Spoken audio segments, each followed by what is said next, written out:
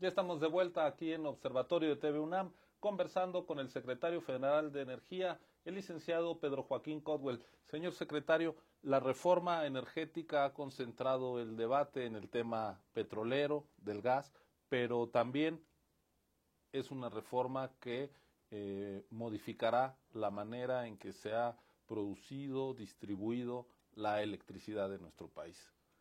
El sentido de la propuesta La presidencial. propuesta del presidente Peña Nieto de reforma energética tiene dos vertientes, la de hidrocarburos, que es la que estamos buscando atraer capital, tecnología, incrementar la renta petrolera del Estado vía los contratos de utilidad compartida.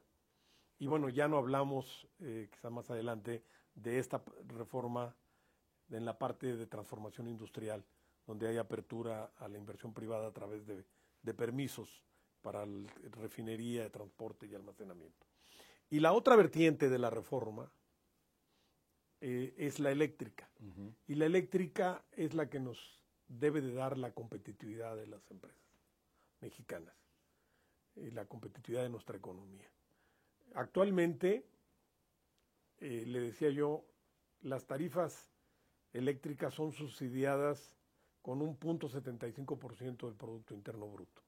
Aún así, en promedio, están 25% más caras que en Estados Unidos.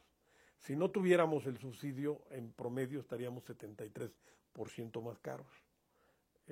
Pero si vemos los segmentos de actividades económicas que no están subsidiadas por el Estado, por ejemplo, la industria está pagando la electricidad 84% más cara que la de nuestro principal socio comercial. Ahora, El comercio 120%. en lo que refiere a Servicios la... como 100% más caro. Hay grandes empresas que ya pueden producir su propia Sí, electricidad y eso les bajará los costos y al mismo tiempo con la reforma ahora estas empresas, Walmart, en fin, podrían entrar al negocio de la electricidad. sí. Antes de contestarle, quisiera que me permitiera señalar que la reforma tenemos que ver también lo que está pasando en el exterior. Y porque a veces la visión mexicana del sector de energía es muy introspectiva y muchas veces retrospectiva. No oteamos lo suficiente lo que está pasando en el mercado internacional de la energía. En Estados Unidos está una revolución energética. Estados Unidos va a dejar de ser el principal importador de hidrocarburos del mundo, va a ser autosuficiente. Los pronósticos más optimistas dicen que puede llegar a producir tanto petróleo y gas como hoy produce Arabia Saudita. Entonces, si la abundancia de fuentes de energía y los precios de las tarifas de luz son más bajos en Estados Unidos, corremos el riesgo de inhibir la inversión en nuestro país y de afectar la competitividad de las empresas mexicanas, o que no salgamos de esta etapa donde competimos a partir de que castigamos el valor de los salarios mexicanos.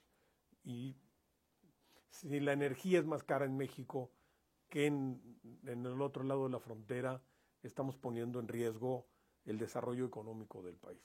Entonces, esa es una de las principales razones que nos llevan a implementar esta reforma energética. Y en El, el caso de luz, ¿cuál es la situación del sector electricidad? En 1991 o 92 se emitió una ley reglamentaria que estableció que los particulares podían generar electricidad siempre y cuando no fuera para servicio público, y la ley reglamentaria precisó que en los casos donde no era servicio público, uno de ellos es el autoabasto. Entonces el autoabasto ha sido una figura a la cual han recurrido las grandes empresas para lograr tarifas de luz más bajas. ¿Qué es lo que queremos cambiar con la reforma en este sentido? Por un lado, que esos beneficios han sido solo para los grandes usuarios, para las grandes empresas, que han recurrido a este esquema de autoabasto. Y el presidente nos está exigiendo que beneficiemos también al sector empresarial mexicano, que es el que más empleo genera, que es la pequeña y mediana empresa. Entonces, la reforma tiene como objetivo crear un mercado de electricidad que permita a las pequeñas y medianas empresas acceder también a tarifas más bajas. Por otro lado, nuestra empresa pública CFE está perdiendo el mercado de los grandes usuarios, porque el régimen tarifario controlado que tiene le impide entrar a competir por ese mercado. Entonces, la idea de la reforma es también llegar al momento en que la propia Comisión Federal de Electricidad no sufra ya este descreme de su mercado, sino que pueda entrar a competir con los generadores privados. Y estimulando la competencia, pues los usuarios salgan ganando los mejores precios y la calidad de los suministros. Permítame ir un poco al terreno de la política, porque el tiempo, ya lo sabe, es una restricción muy importante siempre en estos espacios. El Partido Acción Nacional sí contempla las concesiones para la explotación de los recursos energéticos de México. En la propuesta del PRD, claramente, además de la polémica por el uso del nombre, de la figura del ingeniero Cárdenas, hubo una oposición muy clara, sobre todo la está viendo a la reforma al artículo 28. Es decir, la iniciativa del presidente para prosperar tendrá que mirar a uno de estos dos flancos que parecen irreconciliables. ¿La posibilidad de pactar con el PAN llevaría al gobierno a considerar las concesiones?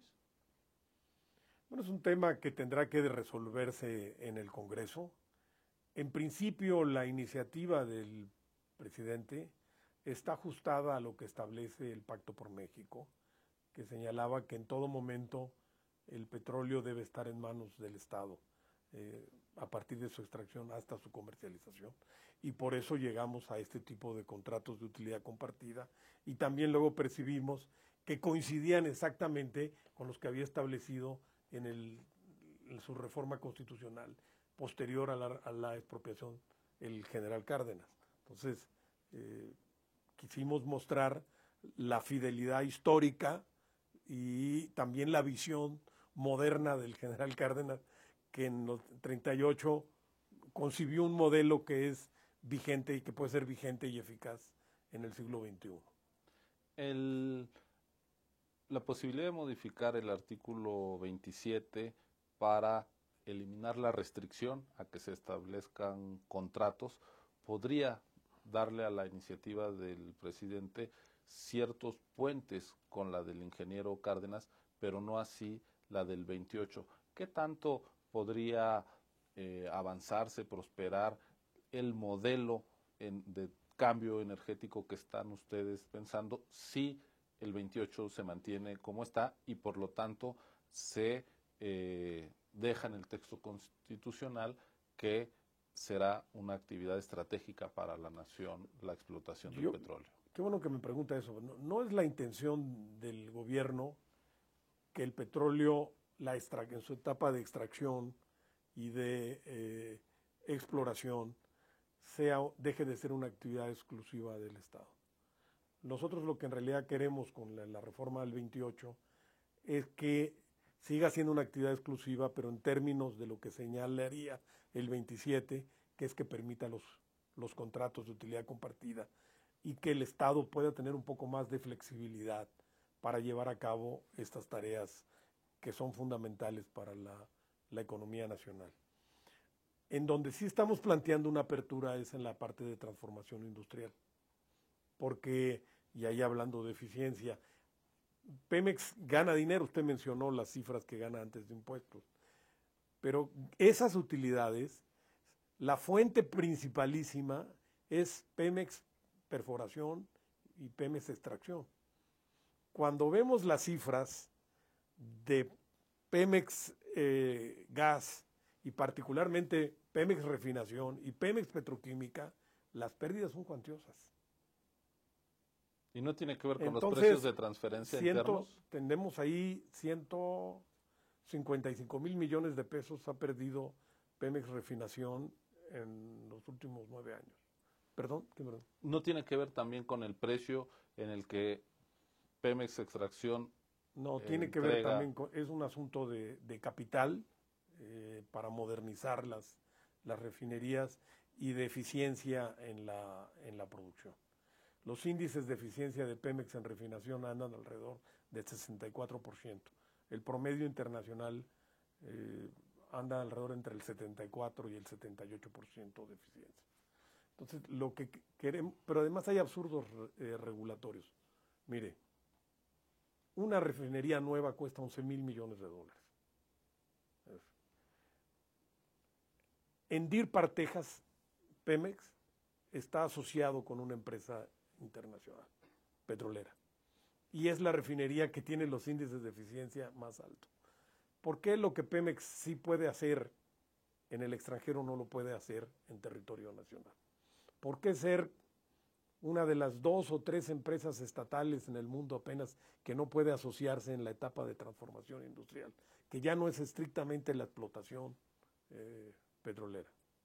O en transporte, en construcción de ductos, tenemos esta asimetría de que sí se permite inversión privada en gasoductos, pero no en oleoductos. Señor secretario. Perdón, no sé si podría terminar con Sí, por este supuesto. detalle. Esto nos lleva a que la mayor parte de las gasolinas de México se mueven por pipas y que cuestan 13 veces más caras que por ductos. Y las pipas son privadas. Entonces, es un absurdo regulatorio. Por eso queremos hacer cambios al 28 también, porque hay esta división que es absolutamente artificial entre petroquímica básica y petroquímica secundaria, que no se corresponde con una producción industrial en la realidad. Pues, señor secretario, está la iniciativa del presidente Peña Nieto, los argumentos y, por supuesto, otras 2 iniciativas que, para prosperar cualquiera de ellas, tendrá que sumar, tendrá que mover a otras fuerzas políticas. Esa es la operación que veremos en los próximos meses. Le agradecemos mucho haber recibido a TV UNAM, habernos compartido de primera mano su diagnóstico, sus propuestas, su explicación. De verdad, muchísimas gracias por habernos recibido, por su hospitalidad y, por supuesto, gracias a usted por haber acompañado esta emisión de Observatorio. Ya lo sabe, el domingo la repetición a las 9 de la noche y nos vemos la próxima semana aquí en TV UNAM. Muchas gracias.